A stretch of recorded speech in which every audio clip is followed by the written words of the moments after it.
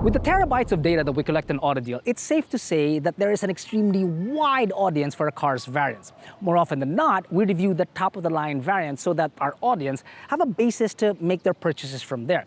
However, the top-of-the-line is not always the number one seller. See, the general public is extremely price conscious. Like me, my idea of an expensive night out is to take my wife to a gasoline station. But they also weigh out the features that they can actually live without. One manufacturer may have been listening very intently. This is the 2022 Changan Alsvin. The name Alsvin is probably the only complicated thing about it.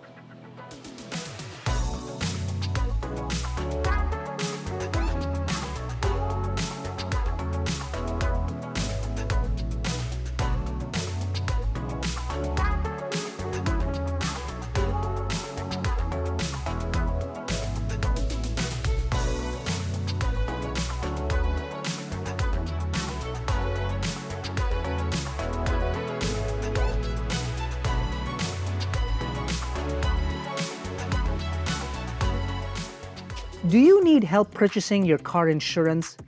Head on over to AutoDeal.com.ph/car-insurance.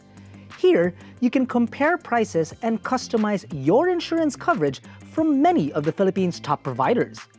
When you've selected the insurance that's best for you, simply fill out the application and complete the transaction with ease through Visa, MasterCard, GCash, GrabPay, or PayPal, and receive your policy within the next business day. Get the best deal on insurance with AutoDeal. Changan Motor Philippines was founded in 2020. That's right, in the middle of the pandemic, they were hard at work and now have 18 dealerships. Chang and An translates to lasting safety, and they've been building and selling passenger vehicles for 35 years. In fact, in 2009, a Changan Benny made its way all the way to the base camp of Mount Everest. Figure that. Now, somebody out there must have said something like, make me a function-first sedan and don't put anything I ain't gonna use or want inside the car, but make it look nice and add just a little bit of posh to it. They must have said, well, okay, little bit of posh. The front grille shape reminds me of a Lexus with a logo that reminds you of Saturday morning cartoons of yore. There's a camera mounted on the side mirror, DRLs found down below, and a glass sunroof. Make it look nice. You've got sleek headlamps and taillights at the back, quite a number of character lines down the side, and up on top, a shark's fin antenna. Don't put anything in it that I ain't gonna want or need. LED headlamps, don't really need it. I mean, projector headlamps work just fine. Lack of a key fob. Okay, that might get a lot of people, but really, all you need to do is put the key in, turn it, and Bob's your uncle. No frills function first. You got a 1.5-liter naturally aspirated 4-cylinder gasoline engine made into a 5-speed DCT that produces 106 horses and 145 Nm of torque. You've got 15-inch wheels on 55 series tires, a trunk capacity of 382 liters. Not the biggest in the category, but more than enough to fit a large video production specialist. Bit of posh. You've got 2 digital screens that flank your analog speedometer. On the right side, you've got your trip, and then on the left side, you've got your tachometer. You've got buttons on your flat-bottom steering wheel for your media and cruise control, and then of course, you've got a reverse camera. Make it look nice. Your audio and air controls are proportionately directly opposite one another as if to form a yin and yang. Don't put anything in it that I ain't never gonna use. 7-inch touchscreen infotainment screen with Bluetooth connectivity. I ain't gonna use them Apple or Android connectivity. Bluetooth connects to my phone, I'm done. I'm good and I'm sound as a pound. Or sound as a U1 if you think about it. Function first, no frills. Now, while there are dual airbags, fit and finish of the cabin and leather are definitely on the side of robust, which means you can clean the entire cabin with most products without worrying about scuffing or drying. Think about it.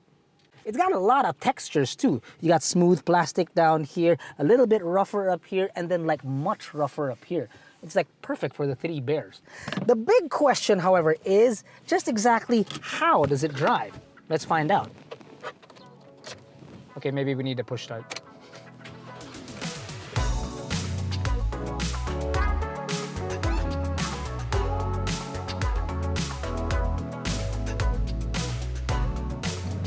There is a lot of communication from the wheels into the cabin, especially on our more, well, unbehaved roads. So in turn, the NVH does suffer, and the noise starts creeping in at relatively low speeds, really. Starting at about 50 to 60 kilometers per hour, you will start to hear it inside the cabin.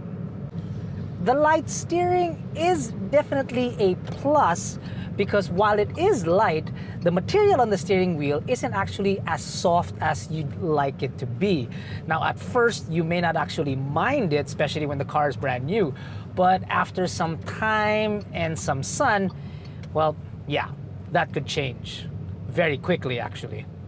The DCT, or dual clutch transmission, is, well, it's about as robust as the interior, in that when you're stuck in traffic, it always constantly wants to keep moving forward. So in that case, if it's your first time in the automobile, you might actually notice that you're going to be riding the brakes a little bit. Takes just some getting used to. As the more I drive the car though, well, I've just learned to anticipate that, really. Okay, so not everything in here is peachy, but there are two things that I found extremely interesting. Number one is its fuel efficiency. Inside heavy traffic, we were able to clock up about anywhere between 9.5 to 10 kilometers per liter inside heavy traffic of Metro Manila. And then light city traffic, which unfortunately is never going to happen again, we were still able to push it to 14 kilometers per liter, which is actually pretty darn good. The second is, again, it may be devoid of a couple of things here and there, but it does have a side camera, in the sense that you can turn it on with a push of a button, or anytime you activate your turn signal, turning to the right. The thing about that is that the camera doesn't actually face the rear, your blind spot. It actually faces the front. Now, Jack and I have been having discussions about this, trying to figure out exactly what it's good for. We still haven't come to a decent conclusion, but we do both agree that at the very least, you do have a camera on your side view mirror. So there's that.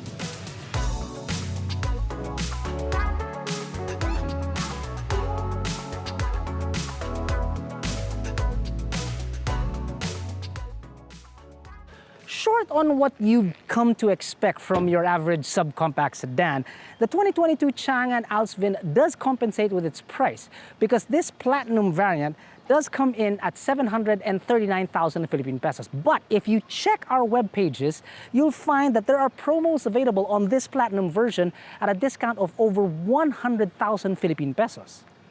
We've seen the data, and not everybody will opt to get a Japanese, Korean, or even European car on our Philippine roads. Some of the reasons why we may have actually pointed out in this video. This is yet another option for Filipino buyers, and it's absolutely great because it gets all the manufacturers extremely competitive, talking about price, value, and features. And in all that competition, the eventual winner is really you, the buyer.